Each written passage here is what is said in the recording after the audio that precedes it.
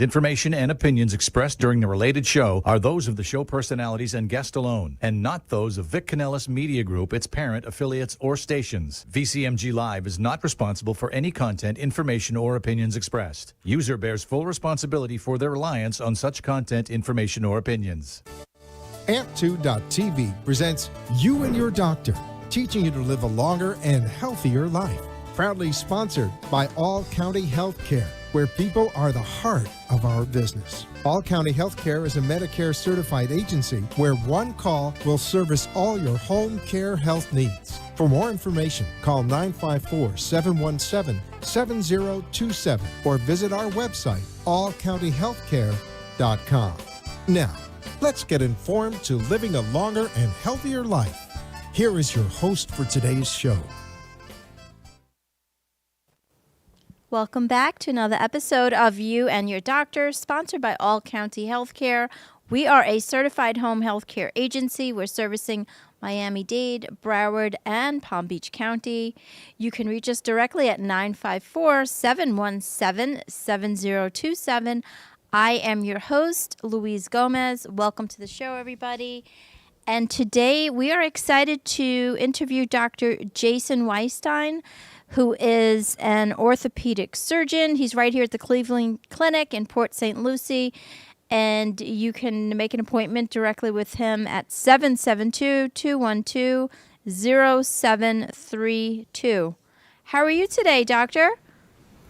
I'm great. Thank you very much. Oh, wonderful. Thank you for joining us today on the show. We appreciate you taking time out of your busy schedule and coming to see us and educate us. We have a group of, an audience listening that really wants more information on obviously what you do. And I usually like to if you can tell us a little bit about your background and a little bit about, where you went to school, why you decided to specialize in orthopedic surgery, and a little bit about that. And then we can move on to some questions. Sure. So I'm originally from California, but trained in orthopedic surgery at the University of California, San Francisco, where I did my residency.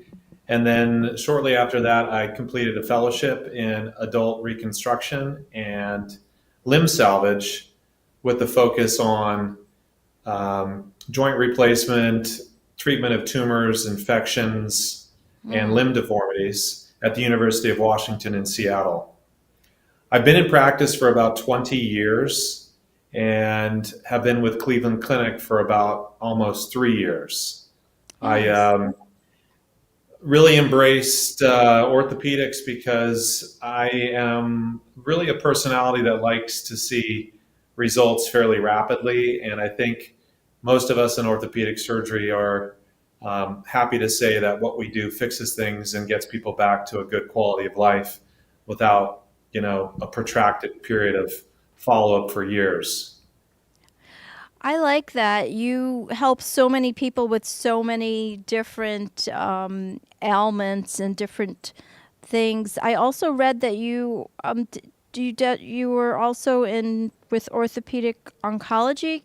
Is that right? Did you mention that? Yeah. So So when I mentioned I trained in limb salvage, I basically tell people that I trained in the art of caring for limbs that are threatened by things like tumors, infections, but most commonly arthritis. But I do, as a side passion, I see patients with lumps, bumps, and strange-looking bones, many of which are tumors, and that kind of encompasses the field of orthopedic oncology.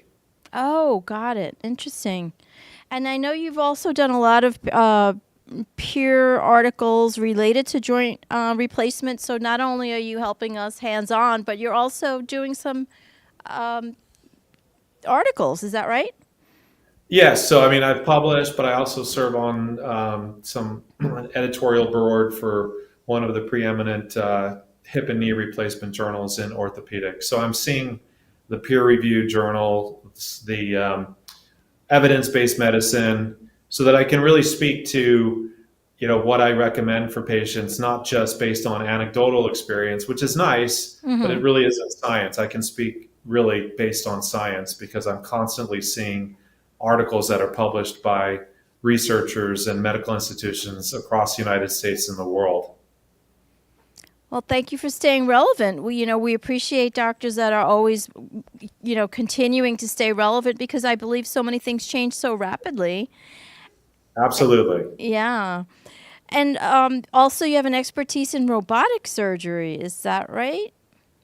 Yeah, so about 2010, I was working in California, and there was a real interest from the people that governed the hospital in robotics. There was also a real interest in orthopedics, as we learned from general surgery, from general surgery robotics, that robots possibly could do things more precisely and more accurately. So around 2010, the hospital I was working for bought a couple robots. At that time, it was very new in orthopedics. And we started doing what was called partial knee replacement, where we don't do full knee replacements, but we use a robot to help us do just a part of a knee replacement.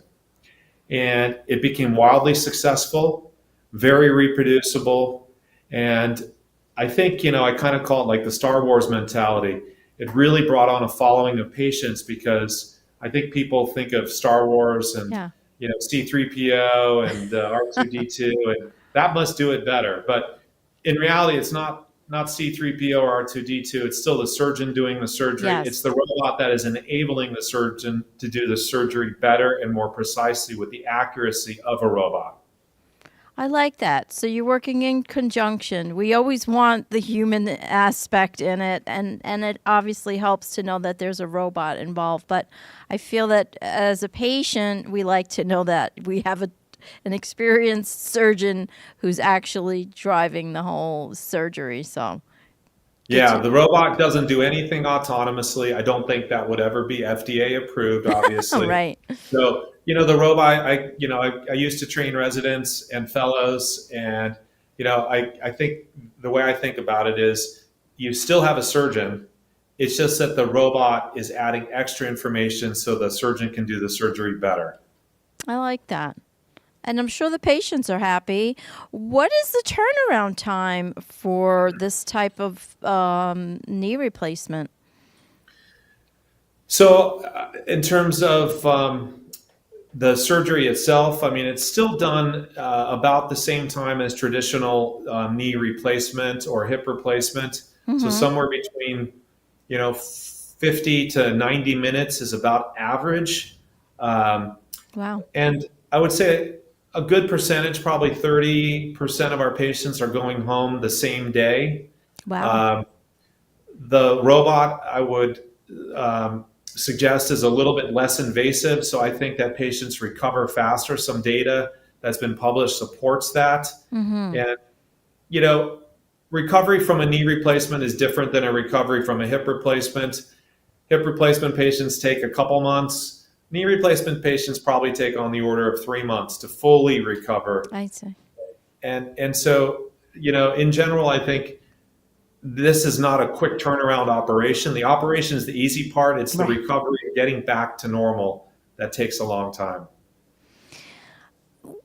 Let me ask you a question. I'm curious to know, why is it that certain people need a hip replacement or a knee replacement? Is it that some people are genetically, is this passed on from our ancestors, from our parents, or are there other factors involved?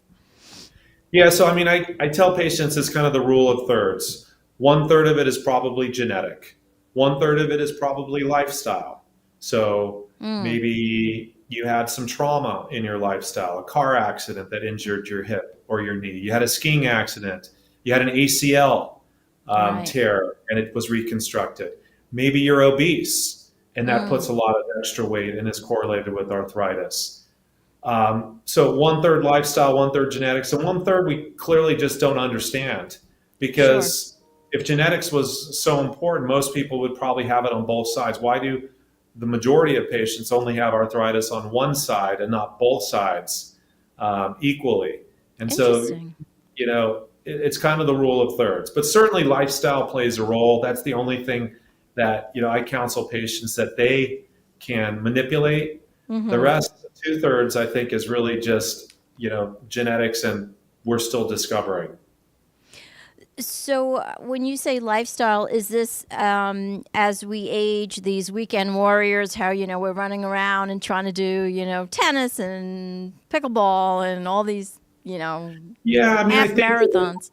I think the tennis, the pickleballs, the half marathons, that doesn't lead to joint replacement. I think what does lead to joint replacement is certainly aging as a risk factor. So Mm. obviously, people who are older, it's the analogy I use is a tire. So the tire tread wears out over time. Some people drive the car faster and harder, and that tire wears out more quickly. Some people drive a little bit more gently and cautiously, or maybe don't drive at all, and that tire lasts a lot longer. So certainly, doing exercise doesn't wear out the tires. It keeps you healthy, keeps you active. There's lots of benefits, and like everything we do in life, what we do is really a risk benefit analysis. I mean, I would tell you that pickleball seems to be the new injury making Yes, sport. You'd think that orthopedic surgeons devised the game to get more business. I've heard. But the senior population seems to just gravitate towards pickleball like no other sport these days. And I have seen plenty of injuries, not that lead to knee arthritis, but I see plenty of patients who are trying to keep in shape so they don't get overweight, so they keep their cardiovascular, their heart, their cholesterol down, and just trying to adopt a healthy lifestyle. I think that's good. I wouldn't discourage people from doing it, but Sure, obviously with some grain of caution. sure. And Dr. Weisstein, I always like to ask, in your opinion, what do you think the importance of diet and lifestyle has to do overall with our, arthritis and how our body ages? Yeah, I mean, I think diet and lifestyle are very important. I think lifestyle, keeping yourself at a ideal body weight is a challenge. It takes work, but that should be part of a healthy lifestyle. And I think, again, being overweight or being obese is certainly a risk factor for developing arthritis. Our joints were not meant to handle all of that weight. And so the knees and the hips take the brunt of the force. I think diet is a little bit less clear. Certainly, there are many patients who feel better when they eat, a clean diet. Things like what we say Mediterranean diets, Right. which are fish and seafood and vegetable based, as opposed to like red meats and alcohol, which are more inflammatory. And it's the inflammation that I think leads to painful joints. So certainly, we don't understand it fully, but it seems like low inflammation diets like Mediterranean diets, where there's more seafood than red meats and alcohols, are probably beneficial for joints. Yeah, I mean, we hear it all the time about these blue zones, right? These different countries that have, different factors that involve diet and, I guess, lifestyle and community and connection. They seem to age at at a much more graceful way than Well, some. right. I mean, it's like, I think a lot of this aging gracefully, I mean, certainly lifestyle seems to be such a big part of it. I mean, we think dementia, even though I don't want to get off topic, we think dementia may be just a series of micro mini strokes where, blood is not circulating the way it's supposed to in the brain. And, Wow. so, higher cholesterol, obesity, diabetes, poorly controlled diabetes, these are all risk factors, I think. Sure. But certainly there's parts of Italy where people are living well into the hundreds. I just saw a program on that. I think it was a Netflix program, but it's Yeah. fascinating. But they're all eating very healthy, clean diets. Yeah. But they're also very active too. They're doing Yes. something. They're engaged doing agriculture, working outside. You can say what you want, but I mean, there are certainly real problems with American lifestyle, and that's a sedentary lifestyle where we, get Yeah. in our car, we sit down and sit Yeah. in front of a computer and never really, do any meaningful exercise. So I tell patients it's really a matter of committing to finding a time so that it's a dedicated part of your lifestyle 3 or 4 times a week. It just needs to be that important to you. And I think if you embrace that, Yeah. you'll be in better health and your joints will be in better health. Sure.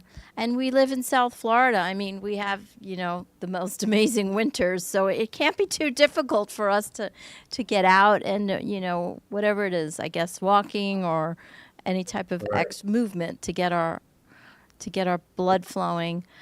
But yeah, I agree. I think we can all create habits, right? What do they say? It takes 21 days or a month to create a new habit. So I'm glad you're encouraging your patients, you know, to be, moving and to be active. Absolutely. Yeah, yeah. So I was looking into, I believe you have this same day discharge when you do a knee replacement. Is that right? Yeah, so I mean, we've really at Cleveland Clinic here in the Martin system and all across Florida, we've really tried to embrace the benefits of same day joint replacement surgery, whether that be for a hip, a partial knee, or a total knee. Now, that's not to say that every patient qualifies. We do a careful assessment of Sure. patients' medical history, Mm-hmm. obviously their social situation, whether or Mm-hmm. not they have somebody who's dedicated to helping them after surgery. These are all important factors for going home. But like I said before, we're around 30% plus, and several years ago we were basically 0% same day. It was a very foreign concept. It's not a cavalier thing.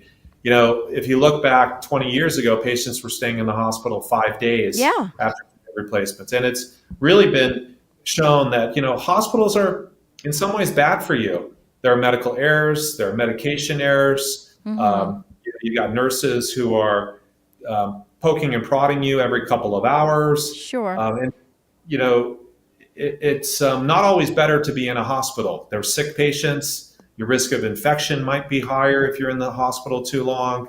Right. I think the real satisfaction for patients is when they need like pain medicine after surgery, they don't have to wait on a nurse. They just go right to the bottle at their nightstand and they can take it immediately.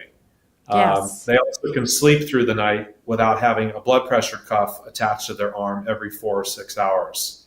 Oh, yeah. Um, I yeah, so think those they, are some of the little benefits. yes, I agree. I think there's a lot of benefits. I remember back in the day, you said maybe 20 years ago, they were in the hospital for days on end. We have a quick commercial break. We'll be right back. We'll continue our conversation.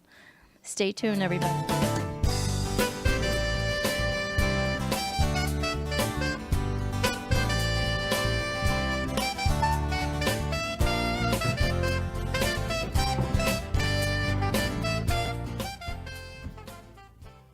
All County Healthcare has exciting news for any and all patients with COPD or other respiratory ailments. Listen to what renowned pulmonologist Dr. Keith Robinson has to say. Hello, I'm Dr. Keith Robinson, board-certified pulmonologist, medical director at Fusion Health Pulmonary Rehabilitation, and a board member with the American Lung Association of South Florida. We have exciting news for patients with COPD. We now offer IPV therapy at home, which has been demonstrated to improve airway clearance, decrease hospitalization, and improve quality of life of patients with COPD. Please call All County Healthcare for more information about this FDA-approved therapy.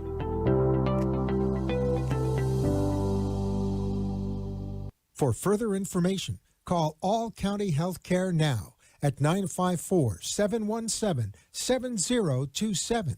That is 954-717-7027, or visit our website at allcountyhealthcare.com. You can also find us on Facebook, YouTube, Twitter, Instagram, and LinkedIn. Remember, All County Healthcare always puts the patient's needs first. You are listening to You and Your Doctor, Living Longer and Healthier, an informative show that helps you find answers to questions you always wanted to ask, but did not have that somebody that could make a difference in your life. Call into the show if you have a question at 888-565-1470, and we will put you on the air to inform all our listeners. Now, back to our show. Back in.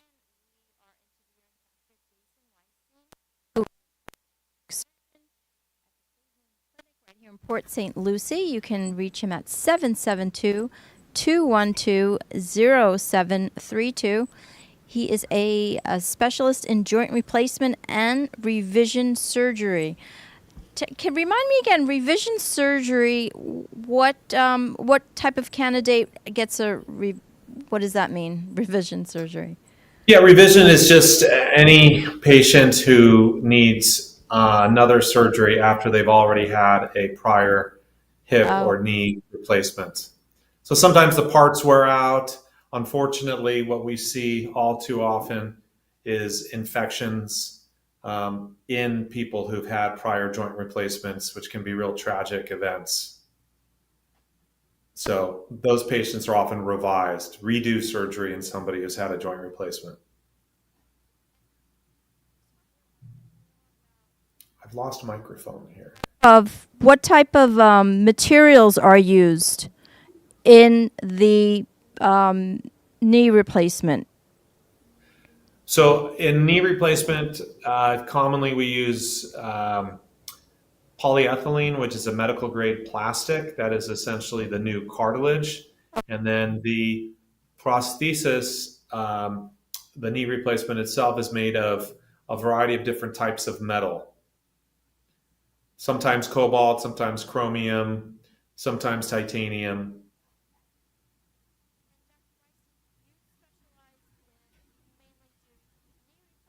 We're having mic issues. What is your specialty? I'm sorry, the microphone cut out on my end. I couldn't hear you. I'm sorry. I was just asking, what is your specialty? Is it knee replacement or hip replacement, or what do you? It's both. You do both. I mean, I do both, and I do a lot of both. And the big thing I think with knee replacement is not many people do partial knee replacement, which is a really wonderful surgery for appropriately selected people. Not everybody has arthritis all over the knee. Many people, in fact, the majority of people, have it only in one compartment. And those patients can often be really good candidates for partial knee replacement, where just a small segment of the knee is replaced. And almost all of those patients go home the same day. We do it with a robot. And these are my happiest patients because they get to brag to all their friends who've had painful knee replacements how quickly they recovered. Right.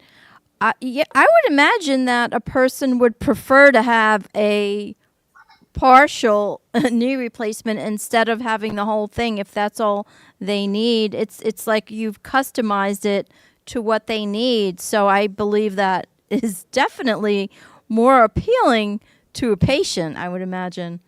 Yeah, it definitely is more appealing. The only thing I tell patients is that if they develop arthritis and other parts of their knee, they're not protected. But by the same token, why fix it if it's not broken, right? Yes. So it's not like cutting hair. If you cut the cartilage off, it doesn't grow back. Yes. It needs to be replaced. Is there anything that you'd like to share maybe about, our older senior patients who are getting knee replacement surgery?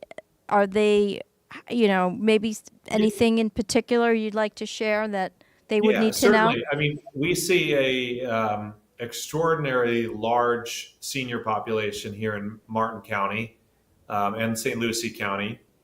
And I think the important thing to know is that, chronologic age is not necessarily a bad thing.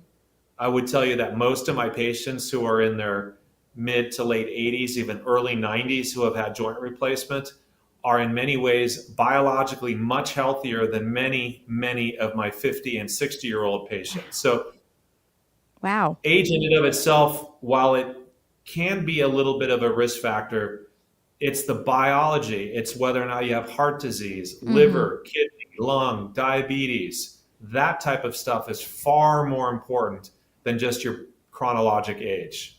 And so patients are often shocked. I had a patient who was 90 the other day who came in sharp as a tack, no medical problems, and underwent hip replacement just last week and did lovely. I mean, I think a lot of the seniors who are, of advanced age are probably going to outlive most of us. Wow, that's impressive. Unbelievable. Dr. Weisstein, we actually have 1 minute left. This interview has gone by so quickly. So we're in this last minute, any last thoughts that you want to share with our audience before we let you go? Sure. I mean, I think our robotic program here at Cleveland Clinic has really blossomed. We are the county that has multiple different types of robots. We have 3 different surgeons who are utilizing robots to do orthopedics. Nice. And I think robotics is really where orthopedic joint replacement is at, primarily because we are able to obtain such precision and accuracy that I think it truly benefits patients in the long run. I tell people I can't, with my eye, tell the difference between 2 and 4 degrees, Right. but the robot can Wow. every single time. And that really does matter when we're doing joint replacement. And I think that leads to better outcomes ultimately and happier patients. Absolutely. Well, I will certainly be referring you, Dr. Weisstein. So anybody who's listening, please give them a call, 772-212-0732. Thank you again so much for your time and all your knowledge. We appreciate you sharing with our audience. Have a wonderful evening. Thank you so much. All right. Take care. You too. Bye. Thank you. Bye-bye.